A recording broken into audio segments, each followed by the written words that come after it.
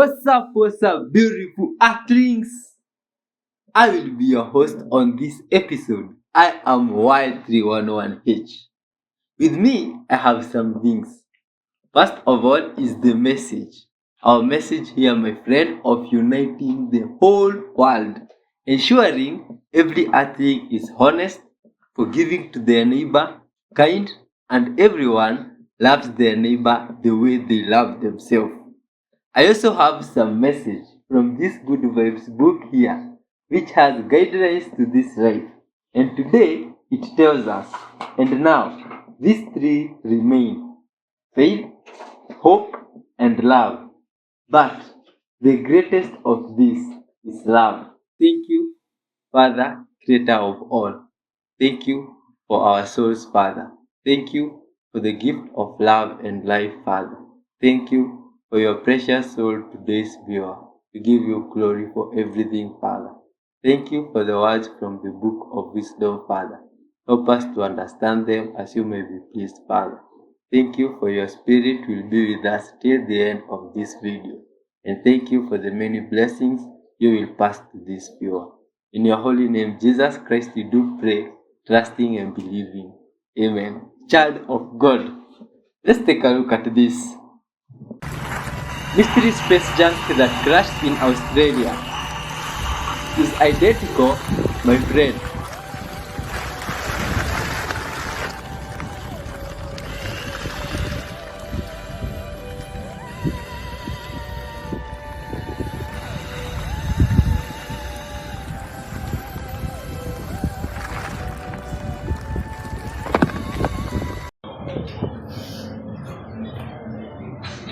Wow, look at this.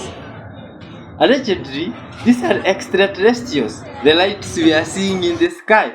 But to me, they look like You guys tell me man-made which stuff. airport you Give your think looks thoughts. best. This is the Beijing airport, capital of China, with the starfish design. This is the sixth largest airport in the world. This And is it has this really beautiful. cool tulip feature ceiling right here, and it is a single wide open terminal. Absolutely incredible. Wow, Now let's go incredible. check out the Shenzhen airport. I'm in the Shenzhen airport. This place doesn't even look real. Look at that. I mean, the airport What? ceiling is 2 layers. The first layer is open, then you see the structure, and then above that is another layer that's similar looking, but it has a glass This protection. is fantastic I mean, this is a design. just crazy My looking God. airport. Just wild stuff. Do you still Here's have the, Yeah. this is a scale, and then it has a magnetic thing here, What is this? and it's strong too. Like you can see it fighting me here. What? It looks like Wow. stone. How is it magnetic? Yeah, What? yeah. So it's. I'm sorry. There we go. What? You can see it hanging sideways, but I don't know if it's for prediction or what. I mean, it doesn't make a lot of sense, you know.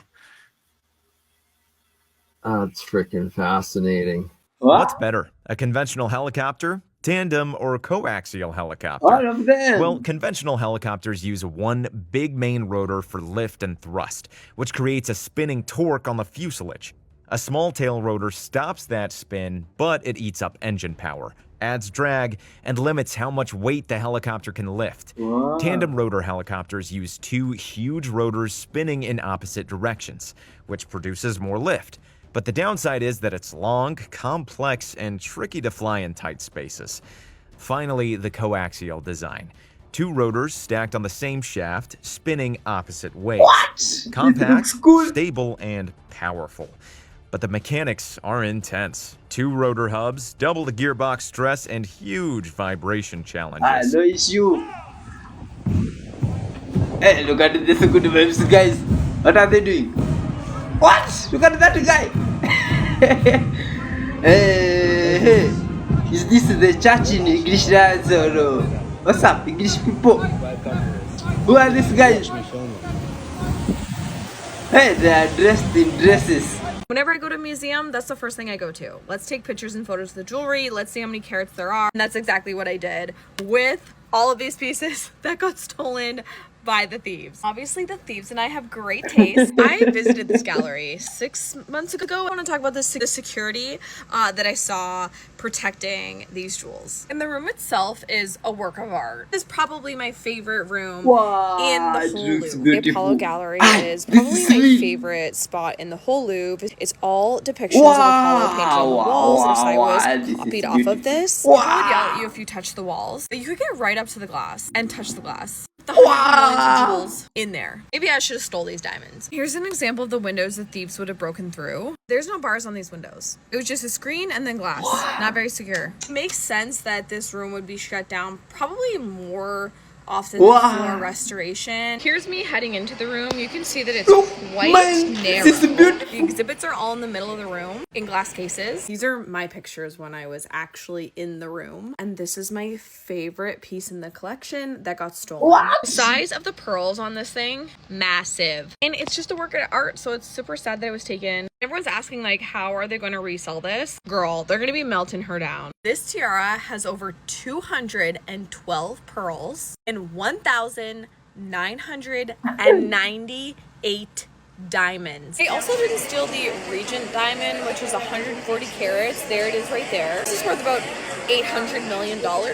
I know with the current crown jewels, if you were to see them in England, you can't even take pictures of them. You're not allowed to video them. The security in there is nuts. It felt so surreal to just be able to walk Like a up to these self-snitching pieces video. and be inches away from them. When in the reverse, when I saw the crown jewels in England, you were on a conveyor belt. You were not allowed to take pictures or video. They were yelling at people. They could see them through CCTV and like came over the thing and like put your phone away or would like take you out of the room. These diamonds have a shady background anyway. For example, this Regent diamond, the history behind it or the legend is that a slave snuck out with this diamond in a wound in his leg from India. The slave made it to the coast, met an English sea captain. He offered him 50% of the sale of this diamond for safe passage out of India. And then the sea captain killed the slave, sold the diamond to a diamond merchant. The whole heist itself, though, is going to be millions, tens of millions of dollars that they could potentially profit on this. Interesting to see what the police do. We never see a lot of these pieces again. The only way we'll see them is in pictures of this.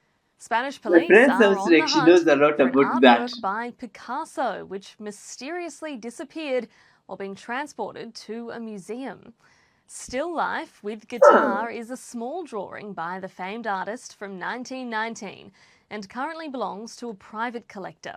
It was set to be displayed alongside 50 other works at a museum in Granada, but it never arrived. Police say all the artworks were loaded into a van in Madrid and driven off, with CCTV keeping a close eye on the priceless pictures. They only noticed the artwork was missing when the director of the exhibit did a head count and came up one short. Local media is reporting that the transportation team made an unauthorised stop in a town along the way, but authorities are remaining tight-lipped about the investigation. Picasso's pieces are frequent targets of thieves due to the high price they command, with this drawing estimated to be worth over $1 million Australian dollars. Hey, sounds like movie stuff this also, my friends. Hey, all for entertainment purposes. That sounds mind-blowing. So you ever wonder what an eraser does? If you have a normal school eraser and normal pencil, what it does is actually uses this gummy rubber stuff to pick the lead up, or the graphite, everyone calls it lead, to pick it up off of the paper, because the graphite basically sits on the paper and you're basically removing it. You could see it here on the pieces of rubber. Yeah, you're removing a little bit of paper, but unless you're like erasing very forcefully, you're removing the graphite without removing the paper. With an erasable pen, you're causing friction. That's going to heat the ink and that's going to make it disappear. That's why nothing comes off here. It's also why you can erase this erasable pen with pretty much any soft surface. You just have to create enough heat and enough friction for that heat. Heat alone would do it. Friction is the easiest way to get heat. I've never seen that type of a pen. Plain tracking, but this guy, they reached a new level of nerd. Up though. Cirrus SR22. Caught him before, but I'll catch him again.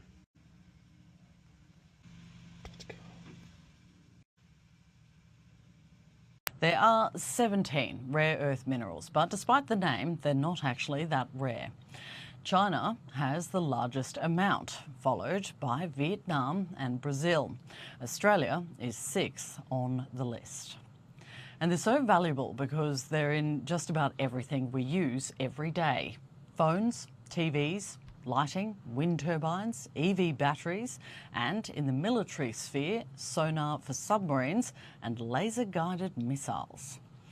But China has recently been restricting its exports of rare earths, forcing businesses to apply for special export licenses following Trump's Liberation Day tariffs. This is why Australia is promoting itself as a possible alternative to both supply and refine rare earths. But that comes with concerns over both the cost and the impact on the environment. Wow, that's interesting. I was always asking myself questions about that rare earth minerals. But you don't know if it's true, my If friends. you are not obsessed with this heist that just went on at the Louvre, it's time for you to get into it. The Louvre is literally closed while they investigate the heist of some of France's priceless crown jewelry. These thieves broke in the middle of the damn day, in the audacity, unmitigated gall, middle of the day, before escaping on scooters with 8 pieces of the crown jewelry. So what the fuck went down? And how the fuck did they pull this shit off? Reportedly at about 9:30 a.m. France time. Okay? This gang of 4 people pulled up in a contraption. Thank you to the New York Times for this beautiful assemblage of information. So basically, they pulled up in this thing, which is really typical on the streets of Paris because they use these to like ferry furniture in through the windows of these apartments. So they pulled up in one of these motherfuckers. They climbed up the ladder and they broke in through a window. This window along a balcony along the River Seine opened up into the Gallery of Apollo. They cut through the window with power tools. It's the middle of the morning. The cappuccino is not drunk all the way to the bottom of the cup yet. And y'all are out here running game. But of course, this type of vehicle was typical on the streets. So it wasn't really raising alarms. And if they're doing this kind of like power drilling, people are probably assuming that it's construction that's occurring. Oh, no. It's people breaking in. So they break in through the window. They threaten the guards. The guards said, fuck, shit, damn it. Alarms have been triggered at this point. Okay, people know that they're there.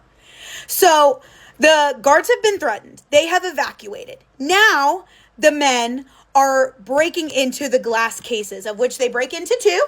And they steal 8 pieces of crown jewelry. Another beautiful visual a la the New York Times. So they broke in through this window, and this gallery is about 200 feet long. And the case that they smashed was about halfway through. So it was about in the middle of the room. So they literally just popped in this damn window, walked halfway, smashed it to bits, and then stole it and left. French police say that the men were in there max 4 minutes before they left and made their escape on scooters at about 9:38 in the morning. Among the items stolen were a royal sapphire necklace and earring set, a royal emerald necklace and earring set, a pearl tiara, a diamond bow, and a diamond brooch. But in their haste to get out of there, they dropped the pièce de résistance, the 9th item that they tried to steal, which was Empress Eugenie's crown. Am I saying her name right? Y'all know I don't pronounce shit right.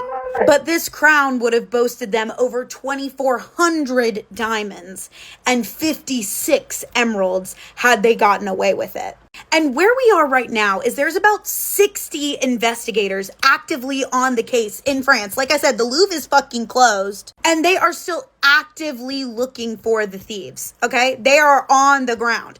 Recently, they think that there is a video of the thieves that has surfaced, and they're hoping to find them as soon as humanly possible due to the nature of the items that they stole. So number one, they think this is all part of like some huge crime organization that they need to suss out. But also they know that these items are not going to be kept intact, because it would behoove them to take these priceless royal jewels and break them to bits. Take the diamonds, take the emeralds, melt down the other precious metals, and kind of completely erase the former jewelry, former diadem that we came to know and love, and replace it with these other maybe smaller cut diamonds, smaller cut emeralds that they can churn out and make a profit on. It would be difficult and probably damn near impossible to sell the items as they are. Certainly there is a market on the dark market to get your hands on a stolen royal gem.